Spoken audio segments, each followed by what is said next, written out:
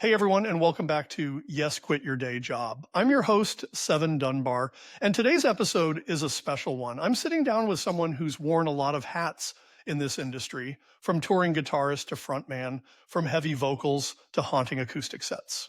You might know him as the voice of Gemini Syndrome, but today we're talking about a whole lot more than that. Aaron Nordstrom is here, and we get into everything from the evolution of his solo project Mannequin Music to releasing singles one track at a time to what it means to keep going after losing someone close to you. We even talk about the rise of Sleep Token, how TikTok changed everything, and why sometimes the most powerful thing you can do as an artist is pause. Whether you're a musician, a fan, or just someone figuring out how to pivot when life demands it, this one's for you. Let's get into it.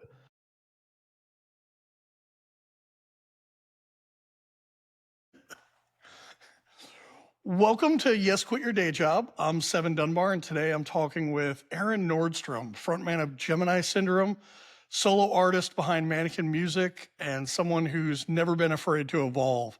From shredding guitar with OTEP to stepping into the spotlight as a vocalist, to now bearing it all on acoustic sets. Aaron's journey is as raw as his lyrics. Today we're talking about grief, growth, and what it takes to stay grounded with everything changing around you.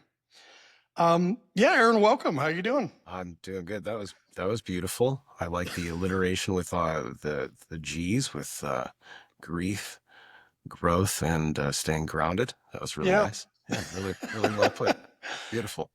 Very cool. So, yeah, jumping right in. Before you ever fronted a band, you were on tour with OTEP. What was that experience like, and what did it teach you about being part of someone else's vision? Good question. Yeah, so I joined that band when I was 25. I had been in LA for a handful of years at that point, playing the local LA scene. I was involved in the Musicians Institute kind of culture that was happening there. Sure. Uh, yeah, and then went on tour with her for a couple of years. And at the time it was super exhilarating, right? That was to me like the first time I had arrived, that I had made it. I was on a bus and I was playing big shows and I was touring with guys that I grew up listening to, guys and girls, people. And yeah, it was crazy awesome. But in that second half of your question, there's a lot of stipulations, I guess, that come with being in somebody else's project. Sure. And eventually I think that's what led me away from that place, right? Was not wanting to work necessarily for someone else, and not wanting to adhere to maybe somebody else's vision of how that experience should happen, right? I was just more or less unhappy by the end of it, and it was a big deal to quit, because I was like young and nervous that was like, oh, that was my one shot, that Eminem told me I only get one, and if this is it, I don't want to screw it up. You know what I mean? So for the betterment of my own mental health, I guess, I departed and scrapped it out in Chicago and worked that scene for a little bit, but it was tough. That was the recession of '08, and there wasn't a lot happening in the world at all, other than panic. So, and then circumstances led me back to LA, and the whole Gemini Syndrome thing got kind of put into my lap and propositioned as the singer, which was something I'd never done like full time. I had sang in bands, but not without a guitar. Yeah. So that was a big change too. It was a bunch of leaps of faith over the course of my career. Is probably going to be a recurring theme here.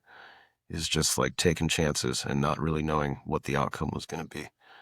Yeah, I mean, immediately I've been in situations like that myself, and when talking about like, this is my one shot and this is the only chance, but to still have the courage to walk away from that and go, this isn't what's best for me, and I need to, I think leap of faith is a good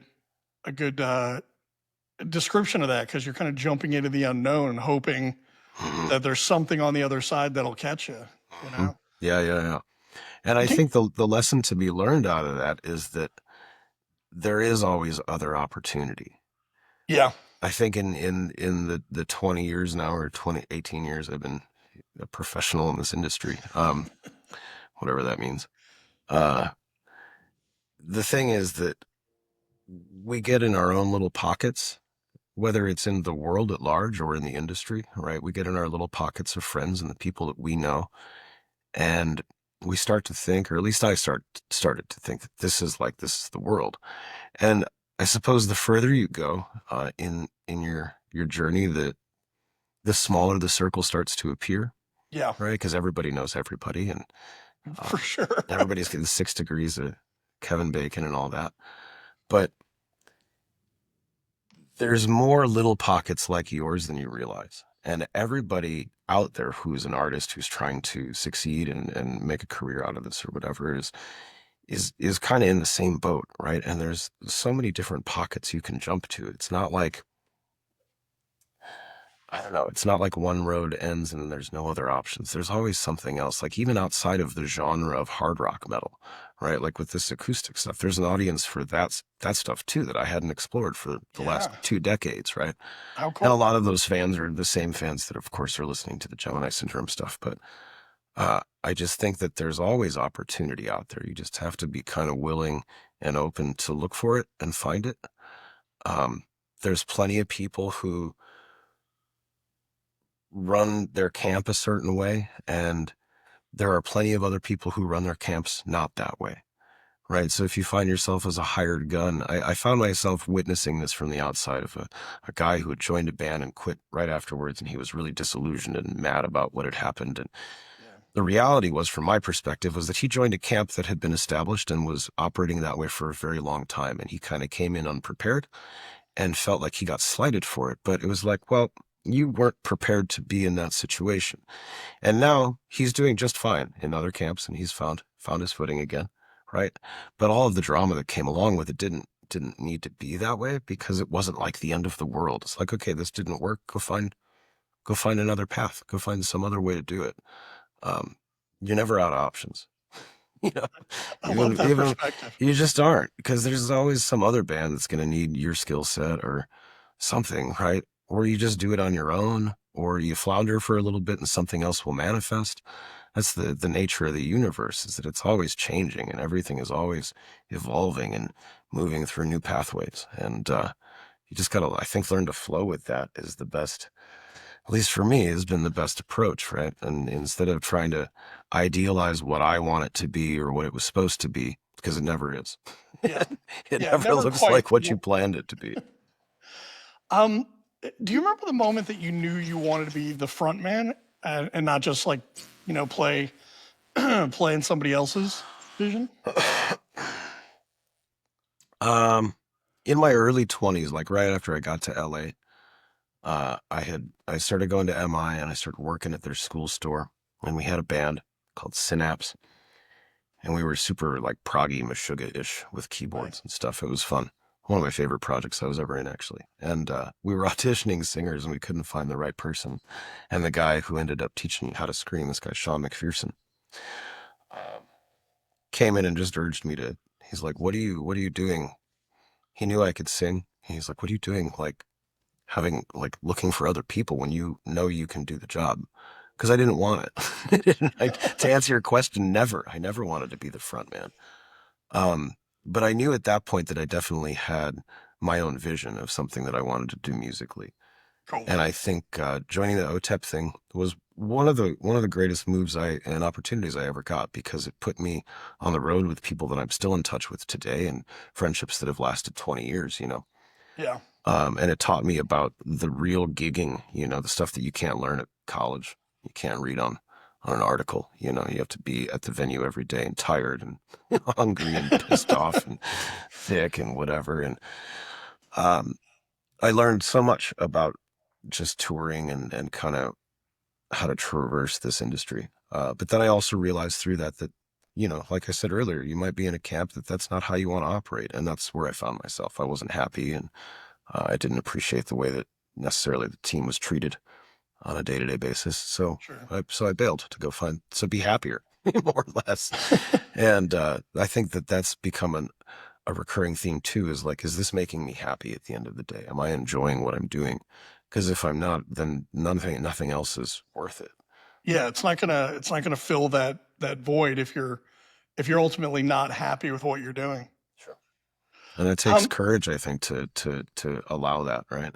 yeah, I think a big part of me wanted to, could have stayed in that band for a long, long time just because it was safe, and I'd already crossed that threshold. But ultimately, to do what I did and venture out with the Gemini Syndrome stuff, and then to start YQYDJ with Mikey Doling over in Europe, and now to be doing this Mannequin thing, I just have a lot more creative freedom, and I feel like I have a lot more, I don't know, maybe validation that comes to me because it's my name that's on the thing. It's me contributing my ideas, yeah. instead of being kind of a backseat player, which, if that's what you're into, if you're not trying to run the show, then that's a great gig. What did the early days of Gemini Syndrome feel like compared to now? Uh, in a lot of ways, that was more living the dream than anything else ever was. The early days of we all moved in together, we toured together, and then we came home and lived in this one apartment in the valley in LA. It was like at the most, I think Brian said in an interview recently there was 13 of us. There was probably 10 of us, but then we always had guests, so maybe he's not wrong. But we just Still, ate. 10 is that's a lot of Yeah, people. it was a 3 bedroom. I mean, there's people sleeping in, like, we had like a hallway that was shimmied into a bedroom. It was gnarly. But we were young and we could do that stuff. But that was, we were every tour was a little bigger, and we signed the record deal, and we were part of this kind of revitalization of a scene in LA that had been dormant since, the Linkin Park kind of era, I Yeah, think. yeah. And that was really exciting. It was really cool. We're living in Hollywood and doing the thing again. Um, and it was a grind for sure.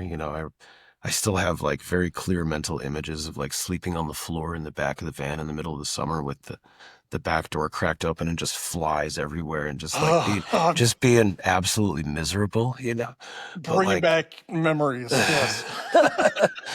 and that's the stuff that I don't necessarily ever want to go back to, but I'm super grateful we did it because it was like, I don't know, there was a freshness to it. Like, this is what it's about, right? This is the grind that everybody talks about. Um, Putting in your mileage. And it was all really exciting. It was all really new, and it was ours. I didn't. I owned it. You know what I mean? I owned a piece of it anyway, as this Yeah. part of this bigger group, as opposed to being maybe a side guy. Where it was still exciting to get the big things, but it wasn't like I had totally earned it in a sense, right? I was along for the ride as a necessary component to make that person's vision happen. But now this was like, this is my thing. This is my idea. This is, or at least partially, right? Yeah, yeah. I certainly don't want to say that Gemini Syndrome is all mine and all my energy and whatnot. But yeah, I was a driving force in the from the beginning, so it felt like my baby. I feel like I'm assuming it probably feels a lot more special that way too. Like it's a little bit more meaningful. It helps getting through. I've been on tour and you meet a guitarist or something that's a hired gun for a band and their first tour ever and they're on a bus and this and that. And I almost feel like, man, you got robbed. You didn't have the experience of Mm. being in the 10 pack in a Walmart parking lot in the middle of summer in Georgia, like Mm-hmm. I feel like you learn something from those kind of experiences. Our first manager with Gemini, Rob, had said something that sticks with me to this day. He said, "I don't ever want you guys to skip steps." He was like, "I could take you right now probably and put you on like a huge, arena tour or whatever." He's like, "But I don't. I want you to go through these phases Yeah. of the van and then the RV, because then you get in the RV, you're like, holy shit, I have a bunk. Yeah. Cool. It's a crap bunk, and whatever. We could see outside as the floor was splitting from the back wall. We could see the road, as we Oh, drove along. But it was a bunk. It was better than the van. And then eventually we got in a bandwagon, and it's like, oh well, now we have satellite TV and power. Cool, right? So all of those little upgrades, I don't know, kept me grateful, I think, um, so that when you do end up on a nice bus or something, and you're rolling in comfort. And it's funny how even in those situations, the same drama exists. It doesn't matter, right? Yep.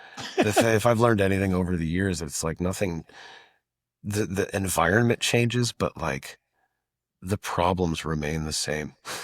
Yeah. At least you can go to your bunk and your bunk doesn't Hmm. turn into a table during the day, Right. like in Right. an RV. Yeah, dude. That was it. That was the first, even my first OTEP tour. We didn't get straight into a bus. We were in an RV and we had no Yeah. crew. So I was moving all my own gear, waking up in the morning, especially in those days, hungover, and because we stayed up too late drinking beers and Sure. have to load in and then, yeah, just do that for 90 days straight. Oh, The second tour, we got a bus. So even in that regard, I had to like step up periodically, which was cool. Again, it keeps you humble, keeps yeah. it real. Um, 2025 has already been intense for you emotionally and creatively, I imagine. Where's your head been during this rollout with the singles and everything going on? Um, it's been a weird time for me personally. Um, it's been a year and a half since we were on tour. That last tour we did was there was a lot of moving parts that were tough to navigate. And after we were done, we kind of found ourselves wiping the slate clean with our entire team and taking this very serious time off. We had been grinding since 2010, Wow. um, pretty much nonstop. I had some health issues. I got sober from alcohol in 2019. And then the pandemic hit, right? And then we did some pretty serious touring after the pandemic opened back up. And then that tour happened, and we've kind of really just hit the brakes in a lot of ways. And we had this record done for a while. We had started releasing songs, back in 2023 from this album. So this record's been done for a minute. Yeah.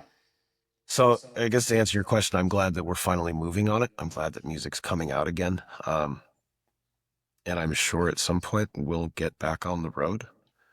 Um, but it's been weird because it's like the first record we've done without any touring support. We're operating more or less completely independently at this point. There's no label support. We have a distribution deal with a company, but um, they're pretty hands off at the end of the day. Sure. So it's a weird transitional time. I don't know what the next steps are necessarily. I don't know what the future looks like. So in this current moment, I'm occupying my time with learning how to produce and engineer, and been spending a lot more time on other people's music recently than my own, which Same. is which is weird, right? Like going kind of circling back to the beginning, there's always another opportunity, right? There's always something else to be done. And while I was not touring, I learned how to use, well, sort of use Pro Tools, right? Yeah, And yeah. then and traverse a little bit of that world. And working with a couple clients who I really enjoy. They're up and coming artists, haven't really released anything yet or anything in a really long time. So that's been a whole new journey for me. And I really like too. I really like being in the studio. It's always been my favorite part. I would rather be in the studio than on stage. Um, just I, c- because I can relate to that. just being on stage, there's so much more pressure, especially as the singer. Like I have to be well rested. I can't be sick. You know what I mean? Even my headspace affects my performance. Like that's not the case when I was playing guitar. you know, Yeah. I can go on stage, uh, underslept, underfed, sick, and angry, and still play a good show on guitar. to to do it as a singer is a different ball game. So in the studio, you get the chance to say, "Hold on, I need 5 minutes to just get my head right," or take a sip of water, right? Like I Yeah. get that. It's just a lot more comfortable. So to find myself on the other end of the desk, so to say, working with people who don't have the capacity to record themselves and don't maybe have the budget or the access to like the types of producers I've been able to work with in my life. I get to give them a little bit of what the Kevin and Kane Chircos and Matt Goods gave to me over the years, right? When I got a product finished. I get to listen back to it and be like, whoa, that's me. Oh you know? yeah. So it's been an interesting turn. That's where my head's been. And it's just trying to stay busy and continue evolving and learning. And that's ultimately going to lead into me releasing my own solo acoustic stuff, probably in Nice. the next few months here, right? I want to be self-sufficient in that regard. So yeah, the hiatus has given me other opportunity to evolve and learn and create. And I'm sure that when the band as a whole is ready to start touring again and really supporting the stuff, that we'll be on that page together to do that. Love that. The tribute that you posted for Mike Salerno's beautiful and heartbreaking. How has his loss shaped this chapter of your music? Well, again, I haven't really been working on a ton of my own stuff recently, so I can't say that it's really come out yet. Um, this has been a busy year. I went to Egypt in February and got married. Oh And wow! then we had to, Congratulations. thank you. And we had to, I'll spare you the details, but we had to redo the ceremony in the States to make it official. Oh, okay. So the day we were doing that, we were leaving the house, and I got the message that Mike had passed. Yeah. So I had to almost put that on pause for a few hours, right, while we went out and did the other wedding ceremony, and then it came back and processed, I suppose. Oh, can't even Uh, imagine. it, I knew Mike was ill. I knew he had some medical issues going on. We all did. Um, I had talked to him in December. He called me, and I don't know. I don't know how to say this. I wasn't totally shocked. We knew this was a possibility. So, uh, I don't know. I don't know. What do you say? You know, Yeah. he was one of my best friends. We were attached at the hip for those first few years, and he had, life happened and he had to go do other things other than continue on the journey with us. And I think that, his, his loss to me in the band happened back then. You know Yeah. what I mean? Like, Yeah. I grieved that a decade ago. Uh, yeah, it was hard. And I miss him dearly. He was a great guy, great Right. musician, great dude, great human being. He died too young. He went to chase the other dreams that he had, and he had accomplished those things. He had a family and was living the life that he seemed to have sought out. And it's a shame that he got taken out of that. Yeah. Well, thank you for sharing that with me. I know that's a tough thing to talk about. Yeah. Um, with your singles, "Suffer in Silence" really hit hard. Why was that the song to kick off this era? Because it was the least likely candidate. It was Okay. probably the last track on the record we should have released first. I think in our thinking we were going to go in reverse order. We're doing a waterfall streaming release anyway. Yeah. Yeah. Um,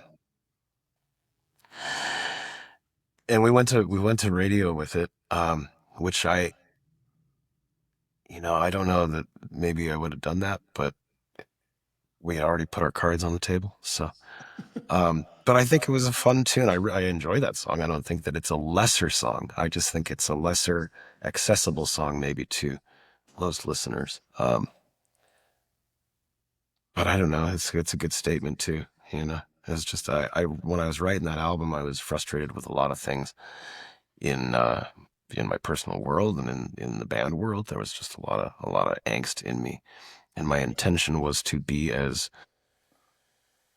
emotionally transparent as I had been on Lux, Yeah. in regard to expressing my fits of depression, my fits of anger and frustration with myself and the world at large.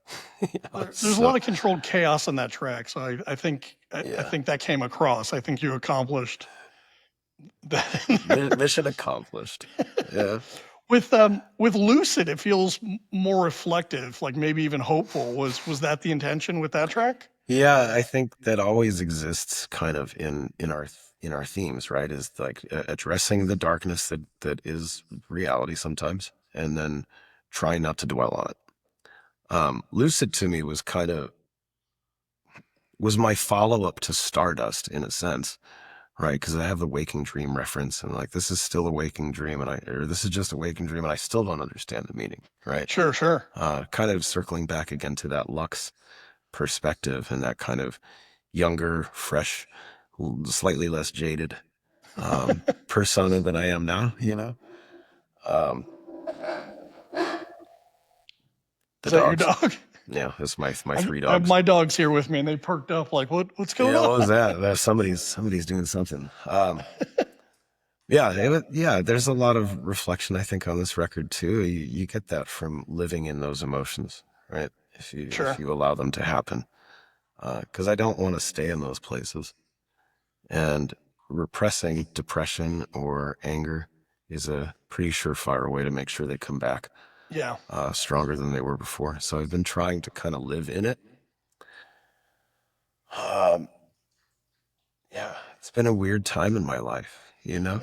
It's been strange, the post-pandemic and it's just the changes of the world that are happening. It's been a challenge to traverse, right? But here we are. Hey, real quick, if you're enjoying this conversation with Aaron, do me a favor, hit that subscribe button, leave us a review, and share this episode with someone who needs to hear it. We drop new episodes every Tuesday, and your support helps us keep these real, unfiltered conversations going.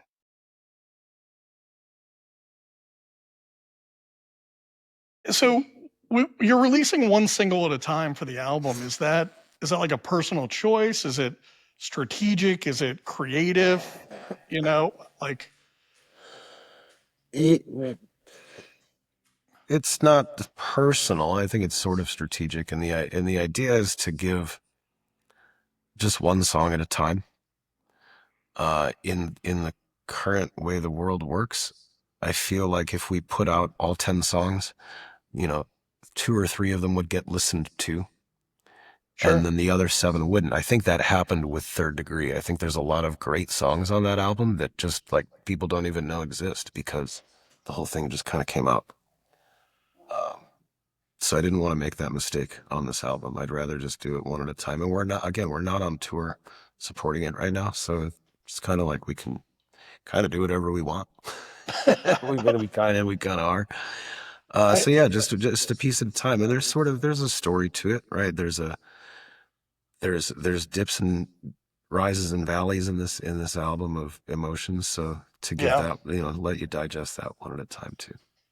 I think everybody's trying to figure out, where I think the fans have really obviously shifted to a place where they're consuming music as singles, right? Whether it's on Spotify or Apple Music or even TikTok or whatever. But I've a lot of people in the industry, I think, are still in this. No, it has to be an album. I heard recently somebody was sending out press releases, and it was a single that was going to, kind of like you're doing, rolling out singles, and the feedback they got back from the magazine was, "Oh no, we don't do reviews on singles. It has to be a full album." Which seems so weird.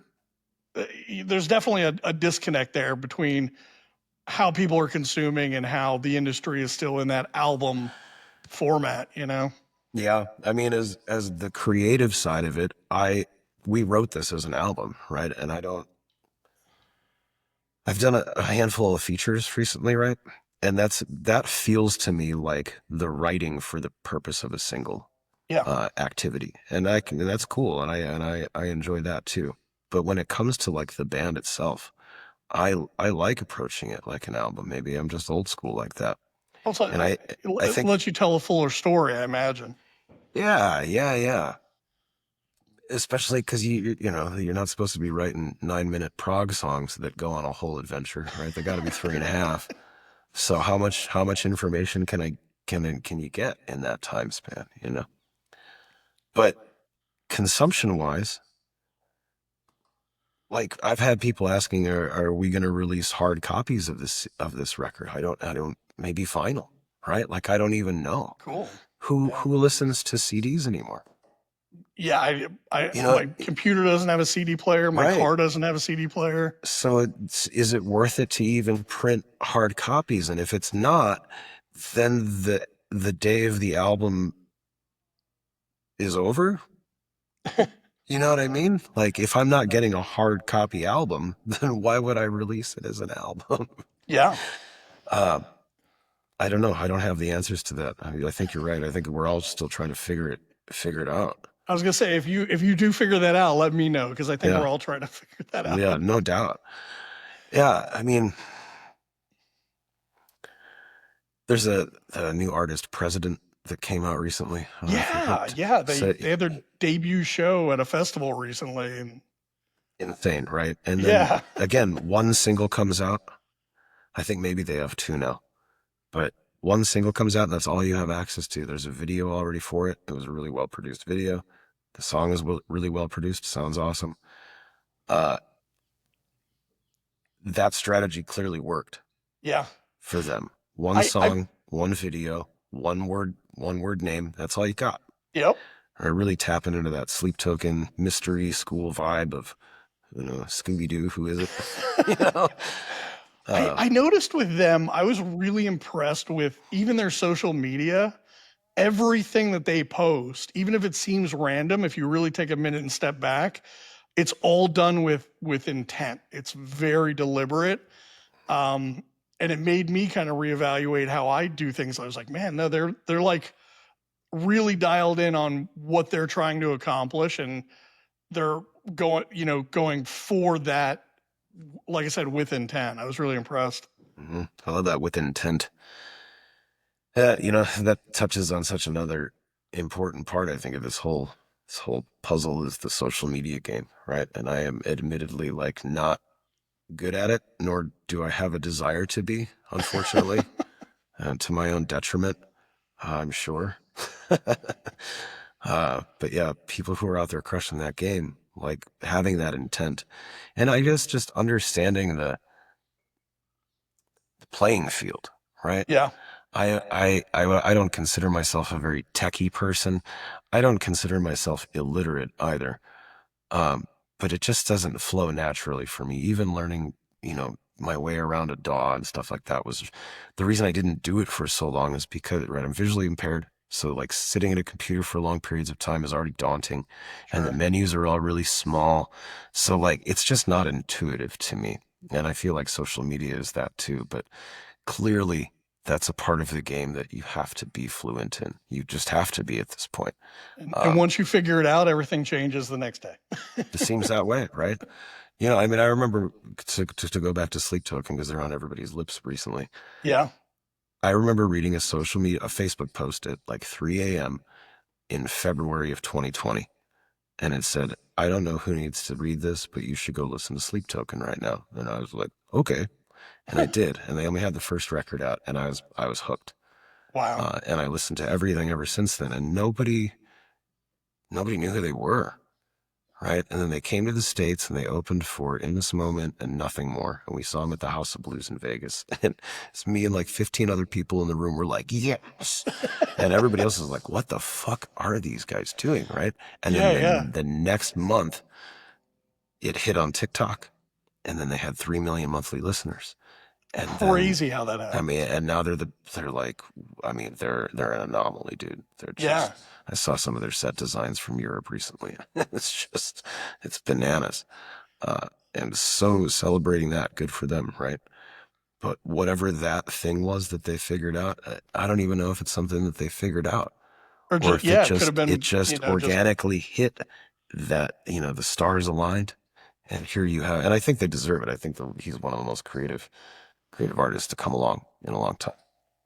well, I think that's also the key though, is that they have the substance to back it up. Had you Yeah. gone, okay, I'll it's 3 a.m. I want to listen to music. I'll go check out Sleep Token, and it didn't have the substance behind it. You may not have come back to that. You may, 100%. Yeah, he was doing something similar to I feel what I'm doing. Had sure, kind of this cloaked esoteric kind of vibe to it. It was dark but positive, yeah, and he was melding trap beats with drop 8-string, djent guitars. And I was like, that's awesome. I wish I'd thought of that. What made you want to launch Mannequin Music and explore acoustic performances? Speaking of djent guitars and trap beats. Well, that's sort of where I started musically. Oh, If I go back to like my early teens when I first started really writing music, it was acoustic guitars, and kind of singer-songwriter-y songs. We started doing with Gemini. We started doing these kind of reimagined versions of the songs for like meet and greet stuff. Right, that yeah, was yeah, the motive for that. I wanted to do something besides just standing in front of a red carpet backdrop or something and yeah, yeah. charging money for that. I wanted to do something special, so we started doing these little three to five song performances. And I had been toying with the idea for some time, and then last fall, Waylon from A Killer's Confession called me. He said, "Hey, I'm going out in December," and we had just released a single. Right, we did Victim. What was the name? Voices. We released Voices, and it was doing really well at radio. And he wanted me to come out and perform that song with him. He's like, "What? Can we bring Gemini on?" I said, "Gemini is in no condition to tour right now. We're Sure. just not ready. We'd have to do a lot of prep, and I don't think anybody was mentally still prepared to do that." So that was my compromise. It was, well, what if I came out and did a really short, like a 30-minute acoustic set? I do some of the Gemini stuff. I'll do some of my original stuff. And then once that's done, I'll just hop on stage with you and we do voices and then I'll fuck off. How cool. And we threw the dice and it was received really, really well. I had just like some of the comments that we were seeing on videos and posts and stuff was just like, this is one of the most incredible things I've ever seen in my life. Wow. And yeah, it was really, really positive. I remember like it was intense too because I'm in the middle of an entire night of metal, right? Yeah, yeah. Heavy bands. I And, remember seeing that. Waylon and I go way back. We toured a bunch with Mushroomhead, from I think 2008 till 2013. Did 5 or 6 tours with them, and him and I are old friends for sure. And I remember seeing that and it kind of going, wait, what is this thing that Aaron's doing? Like it really piqued my interest, and it seemed unusual. But yeah, go ahead. You were saying. it's super unusual. Yeah, so we'd have like 2 bands played, and then I came up with my piano, and that was it. And it's like by that point in the night, right? Half the crowd's drunk. They're all riled up, and then like here I come to, let's play some pretty music. And it was a test, man, to captivate and command an audience like that. So my approach was to start out the set like I do a Gemini or a YOD show, and I come out and I scream at the top of my lungs at these people. And they get like, and then I've got their attention. And then I would make a deal with them. I'm like, all right, here's the deal. I'm going to perform. I'm going to give you all I got. All I need is your attention. Just like, don't be rude assholes. Yeah. And most of the shows were not rude assholes. Some of them were. There's always a couple, right? Yeah, there's always a couple. Unfortunately, it was my hometown in Joliet. It was the rudest show I played. Oh, Yeah, I had to tell those cats to shut the fuck up a couple times. Anyway, we'll be back there in November at the Forge nice, nice. with the same thing. So it went really well.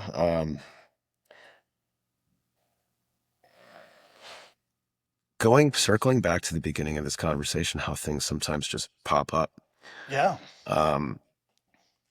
Scotty Austin, formerly of Saving Abel, his wife Courtney, had left a booking agency, one of the bigger agencies, and was striking out on her own and was curious about representing Gemini. And again, it was shortly after that winter tour, and Gemini still wasn't really in a place where we're even considering touring. So I was like, well, that's not really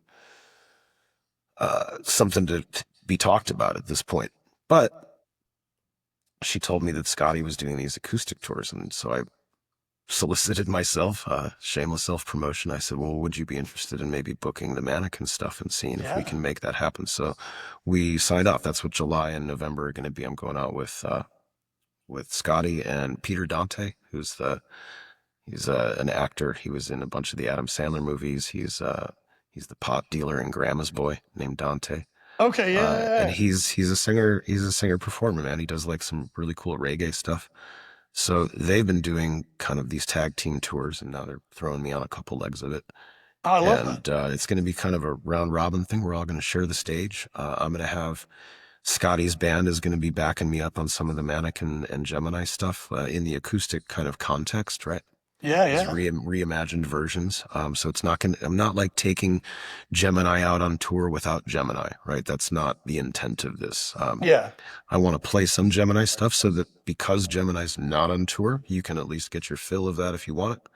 And then start putting some of my original stuff into those sets as well, and kind of, laying the groundwork to start releasing some of that. I definitely got to catch that. That sounds like a great time. It's fun, man. And I think it's going to be, these particular tours are going to be cool because it's going to be the three of us on stage. You know, Peter is clearly a comedian, right? A lot of my sets, if anybody's ever been to a Gemini VIP acoustic or the Mannequin show, we're cracking jokes and we're talking shit the whole time. I don't.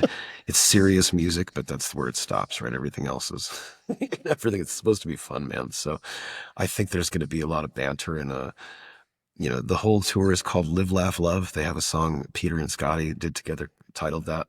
And I think it's hilarious because I'm clearly like the dark element. I'm Right. clearly the Sith Lord in this equation. Balance it out, though. So Right. it's like live, laugh, love, and remember we die. So just to keep it real a little bit. But I think that ultimately listening to like Peter's music, right? It's really positive. It's just love, happy vibes, and I dig that. I think that's important because I don't live always in that place, and I think that our music also has that, but it painted with very darker colors. Yeah. Even Remember We Die is about embracing life and embracing the moments that you have while you're here. But clearly painted in black and red. So Cool. You've been open in this conversation. You mentioned, right, 2019 as the pandemic was coming, being sober, and you mentioned earlier about with OTEP, unloading trailers with a hangover and stuff like that. Like, yeah. how now being sober, like, how does that impact your creative process and especially the touring aspect? Well, it makes touring way more comfortable. Everything's way easier when you're not hungover. I mean, I Yeah, went hard. sure. I went hard for years. I mean, no days off. Like people still talk about that with going to the gym, but that was go to the liquor closet for me. It was no days off. Um, and it caught up to me eventually, right? I couldn't maintain that forever Yeah. without serious health implications, and which I had. Um, I think there's probably part of a lot of people who find themselves there that are worried about being creative off of Yeah. substances, and I didn't find that to be the case at all. That's good. Mainly because I think I didn't deny any of the emotions that came with having to get clear-headed, right? Having to deal with those things. And live with it and then be honest about it and like be honest. That's where like songs like Abandoned came from, right? Was addressing my adoption and the complications that came along with my birth family and whatever trauma or whatever you want to call it that induced in my experience as a human. Um, that was something that had to be talked about Yeah. for me to heal, right? And so I was better off for it, right? I don't really feel as affected by that stuff anymore since I put it to page. I've So always told people, people that meet me or whatever, before, the music I do is industrial metal and it's very aggressive. And when people meet me and before hearing the music, they come back confused and they're like, "Your music's so angry and so aggressive, but you're such a nice person." And I try to tell them, I said, "Well, for me, like a song, that's a little box, right? And take that feeling or that emotion or whatever I'm feeling about that topic, and I put it in that box and it lives there. You know, it Yeah. doesn't have to live in me anymore. Yeah. And if I want to revisit that, I can play that song, you know, live. And Yeah. if I want someone else to experience that or understand, you know, what I was feeling, they can listen to that song and they can feel that emotion, you know, but I don't have to carry it with me. So I relate to what you're saying there for sure. Yeah. It's like you purge it and give it its own home so that it Yeah. doesn't have to occupy space in you. And that's still, once you create something like that, there's a piece of you in it, right? There's this old hermetic principle of God is all and God is in all, because as the creator, right? As we create things, as we create songs, like pieces of us go into that and live in that. So there's always Yeah. me in that thing, but I don't have to like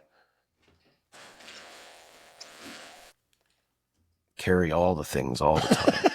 You know what I'm saying? I can put them down and they can live over there. Yeah. What would you say to somebody who's still figuring out who they are as an artist or even just as a person?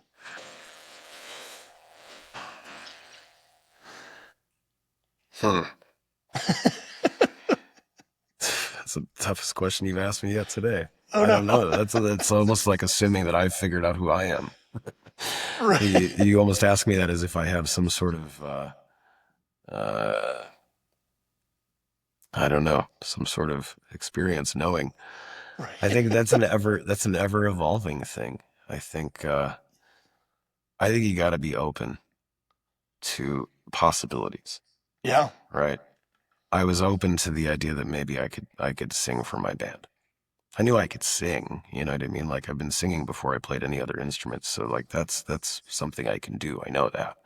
But to be a front person, to be the conduit to the audience, to bear my feelings on paper and, you know, show that to the world, that was a leap of faith for sure. And then to put the guitar down, uh, and not Oh have yeah. that to hide behind anymore on stage, in a sense. Not hide behind, but it's a bridge. It's a It's a thing. barrier. It's a Yeah. thing between me and you as the Yeah. audience, right? Um, and if I get confused, I can always just got to tune this bitch. You know, I can't do that as a singer. If I got to, here I am. You know, Yeah. so yeah, take risks, experiment, be open, but then also listen to that inner voice. Sure. That's the thing that won't lead you astray. That inner voice. You know, if you're in a situation that is making you unhappy and you're trying to deny that part of you, it'll come out. It's just like any repression. Anything repressed is going to eventually come to the surface. So For sure. I think that listening to that and from my experience, like, and you touched on this a little bit, but saying yes to things even if they're uncomfortable, you know, because you don't know where yeah, that's going to lead or where that's going to take you. yeah. And I think there's a line between the thing to say yes to that's uncomfortable because it scares you or something like that, and saying yes to the thing that you like know is wrong for you. Yeah. Because Yeah. that happens too, right? Like you get an opportunity that like, I really don't want to do that. Like that's not something I want to be involved in, but you feel pressured to be a part of it anyway because you're supposed to maybe. Okay. Yeah. Yeah. I don't have a specific example in mind necessarily, but I feel what you're saying though. Yeah. like just again, I think that's listening to that inner conscience, right? Listening to that inner voice to know what's right for you and being honest. Like, am I trying to not do this because it scares me? Like we'll use the singing thing, like to step into that role. It intimidated me for sure. And I knew that's why I didn't want to do it. So being honest with myself allowed me to say, well, I don't care what your opinion is. Self, we don't care about your fear. We're going to try it anyway because we know we can do this job. That was me being honest with myself that I'm only scared of this because I'm scared of it. And if Yeah. I can get past that, I'm not scared of it anymore. Right. And I grew because of that, but it wasn't like, I don't know. I wasn't being asked to sell out a part of myself. I wasn't asked to sell out a part of my integrity or something Yeah. that maybe I would have regretted later. It's quite the opposite. So, Okay. Um, what random question here, but like, what would something fans still get wrong about you? hmm, I don't know. That I'm scary. That I'm a scary dude. Right. I got that even as a kid that I was like intimidating to approach. And I think it's just because I'm quiet and brooding. And especially as a kid, is because I was, he's more scared of you than you are of him kind of deal. So I think in a lot of situations, again, I have a visual impairment, right? So when we're in a club setting or a festival setting or something, if you're like more than 20 feet away and you're waving at me, I don't know who the fuck you are. Sure. It's not personal. It's not that I'm trying to ignore you. I might just not see you. Um, one of my favorite stories of this situation is from was it Rockville? Welcome to Rockville in Florida a couple years back. Oh yeah, yeah. And it was early in the day. The show hadn't started yet. I came out of Artist Village and somebody yelled my name. Hey, Aaron. And I look up. He goes, it's Jacoby. I was like, oh, cool. And it was Jacoby from Papa Roach, right? I love that Nice. guy. And he was out for his run or whatever. And I went and greeted him. I was like, dude, thank you for remembering. He's like, yeah, I know that you can't see, so that if I yell at you from a far distance away, you're going to be like, fuck you, you know? How cool though that he remembered that and knew Yeah. that and knew to Yeah. to I don't know if cater to that's the right word, but just be thoughtful Just about be that. thoughtful and mindful Yeah, of the fact that, it was going to help me understand what situation I was in. Yeah. Stand up guy that one is. I love Jacoby. that's awesome. Well, is there anything that we haven't touched on that you wanted to mention or talk about? No, I don't think so. Like I said, I didn't come with an agenda. I'm just Yeah. shameless self-promotion for the Mannequin stuff. I'll be going out in July and November with Scotty and Peter, and looking forward to that. I can feel the churning happening in the Gemini camp. I can tell that we're getting ready to be active again. Love that. Um, that's not me talking from the camp. That's just me talking from my own intuition. Sure. And hopefully all of my guys watch this and now they're being called to action. They're like, oh, Oh, time to get now we churning. gotta work. No, it's not like that. Everybody's got a lot going on in their lives too, and it's nobody's fault. It's just a very mutual, group minded decision to take a step back for a minute. And I think it's gonna benefit us in the long run. I think we'll come back not burned out and sick and tired of just being on tour at some point, right? Like Yeah. there was in the beginning of our career, man, we'd be out for 9, 10 months out of the year. Oh, We'd be out for 8 weeks. And I remember coming home one day for 43 hours before heading out on another 7 week tour. So we were gone like 4 months and I was home for less than 2 days. And I then we were young. I can't do it anymore. yeah, I did that. I remember 2008 was definitely that year for me where I had my own band and then I was hired gun for another band in that and I counted it and I was gone 294 days in 2008. And It's just a lot.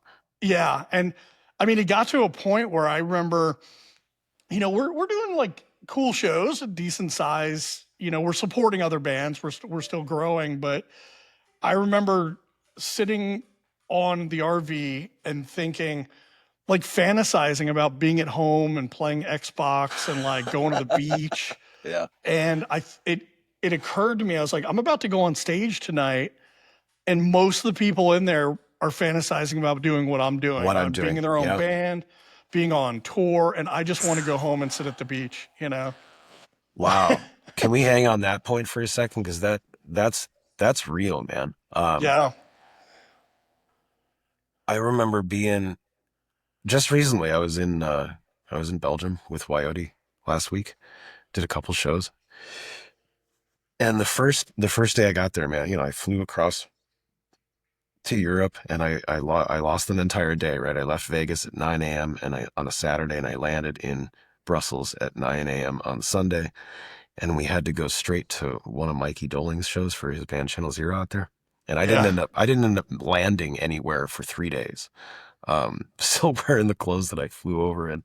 We went to Oh, 2 rock shows, and I'm hanging on side stage watching Mikey play to 1,000 people in this club that they did, one of the last shows they did. It was awesome. We had a great time.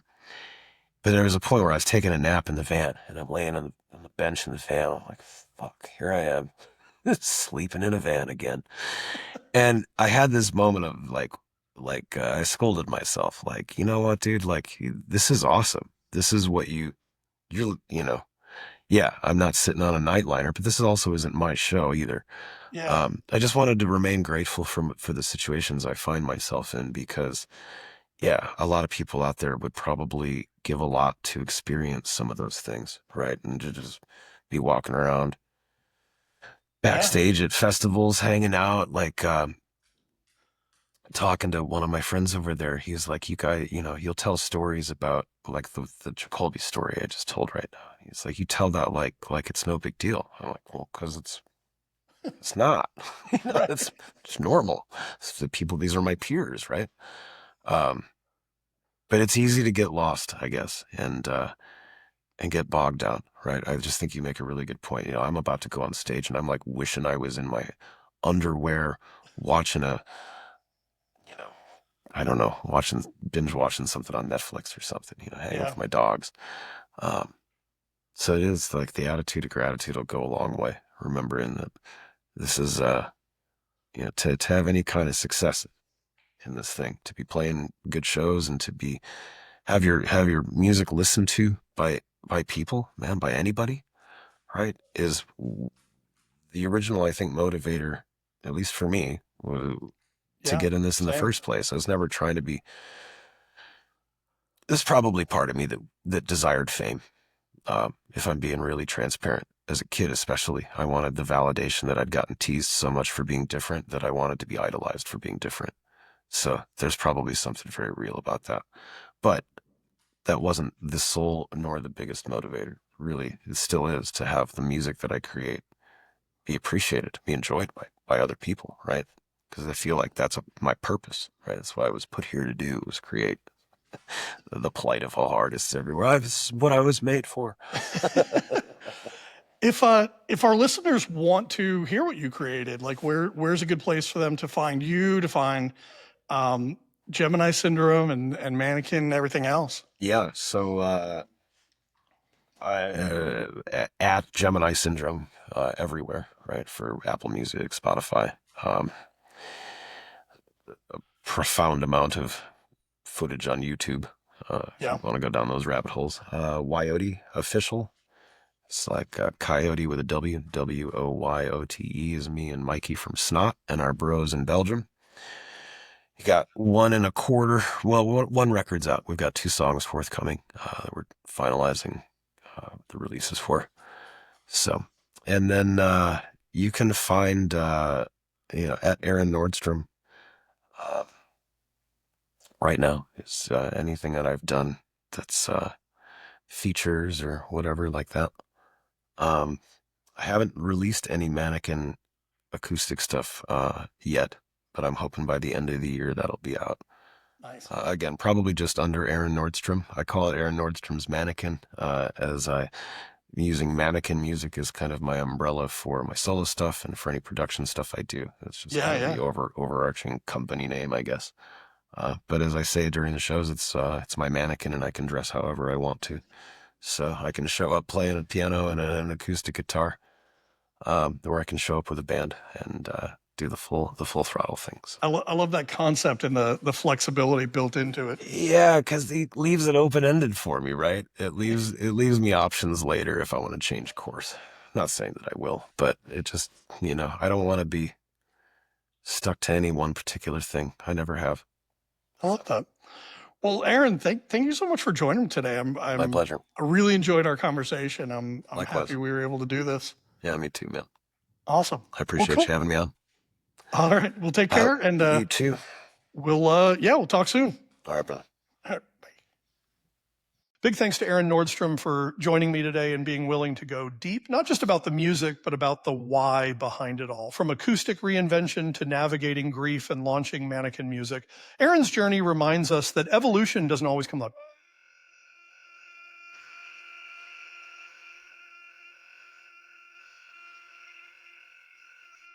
One song at a time. If this episode resonated with you, hit subscribe, check out our past conversations, and stay tuned. We've got some incredible guests coming your way. You can watch the full video on YouTube at Yes Quit Your Day Job, or head to yesquityourdayjob.com for show notes, guest info, and more. Until next time, keep creating, keep evolving.